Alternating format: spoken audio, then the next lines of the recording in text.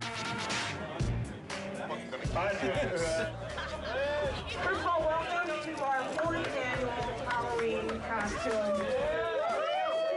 Lots of beer drinking and brat eating and fun. It's going to be great. I'm very happy with the way God of War II came out. Provided we hit our mark, I was pretty confident that our sales would be better than God of War I, but I was rather skeptical that our reviews would be. God of War II, I think, at the end of the day, probably equaled, if not slightly exceeded the first, which I was not expecting, and it was quite satisfying. I can't believe I'm fucking doing this. I deserve this one, then. This is the final chapter. So I think big goals for me are to finish this off in such a grand, epic fashion, something that is truly befitting of what we've done, what we've set up in 1 and 2. All right, this is for mandatory. God of War II ended up being everything we ever hoped it would be, and probably a bit more. It got reviewed very well. I honestly feel like it was probably about as good a game as is likely to be made on the PS2, and I'm very proud that we managed to do that. Oh, one big family here at SCEA.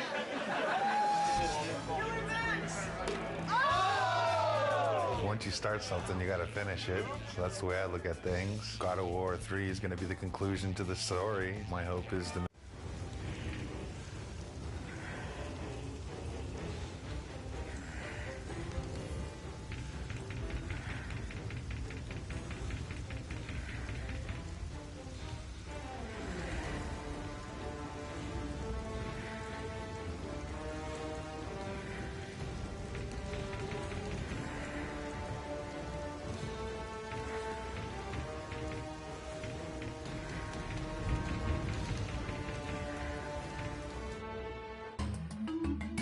We're over here at Leo's desk, and we just, you want to say hi, Leo?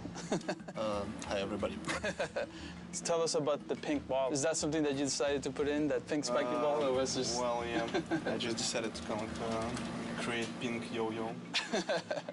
One cool thing about this character also is that he's actually kind of like a throwback character.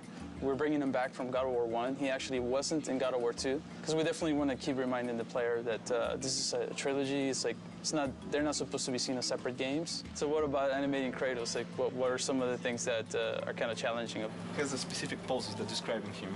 He has a kind of like a language of poses. You have to use those poses to invent some new animation. So. We're fortunate to have Leo here because he's joining us for God of War III. He actually is one of the newest members of the team, so he's doing a great job.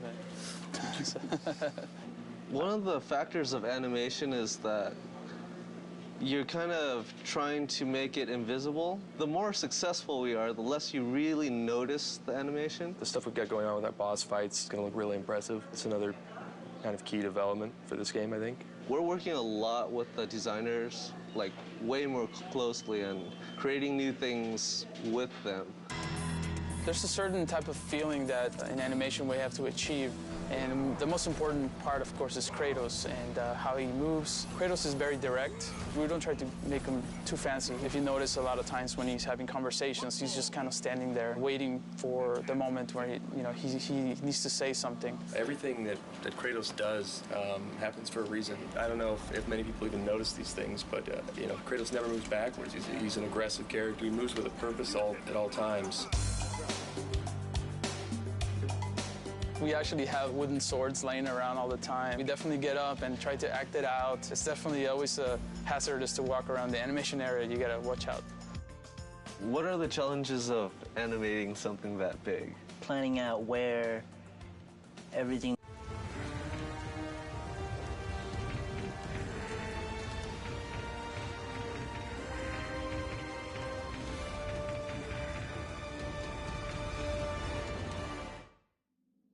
The programmer's role in the game is to help make everything a reality. We make tools that allow the designers and artists to actually make the game. If the designers want to do something or the artists want to do something, if they're smart, they'll consult us and ask, can we do this? And often we'll say no, and then they'll say we want to do it, and then we'll have to do it. You give it to them, they give it to you, say what's wrong, then you give it back to them a little bit different, and then they say no, no, no. Designers are pretty modest in their requirements. Designers are artists. They want the world.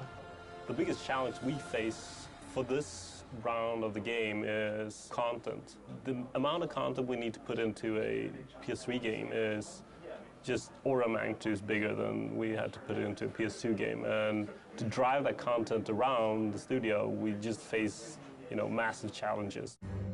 We've got a little line emitter here, and it's got these particles, and it squirts them out to the right. And they get to a certain age, and they die. And one of the things we can do is we can change colour of the particle over its lifespan. Starting from bottom to top, these particles start off blue, then go green, then turn red. Now, if I was an artist, I'd make them go like orange to black to whatever to express the effect that they want to. For me, I'm a programmer, so the nice, simple programmer graphics, nice, bright, solid, simple colours so that I can see when things go wrong. If I run this within Maya, then it runs the tool code that I wrote, which is this stuff, to display on the dev kit. And hopefully, so you can see, they're never going to create anything quite like this because this is horrendous programmer stuff, but they'll take this tech and what they'll do is they'll make fire pots or lava that flows. Anything that's best rendered by creating lots of little primitives and moving them all en masse in slightly different ways that aren't just pre-baked. This is the soul tech. These are Hades' souls swimming down the river Styx. Right now they're above the river Styx, so I can see them all because the river Styx hasn't been properly watered yet. It is my task here to get them to follow the river along a bendy spline path and then ultimately to attack you. But I haven't done that part yet. Right now I'm just at the basic stage of getting them to swim down the river.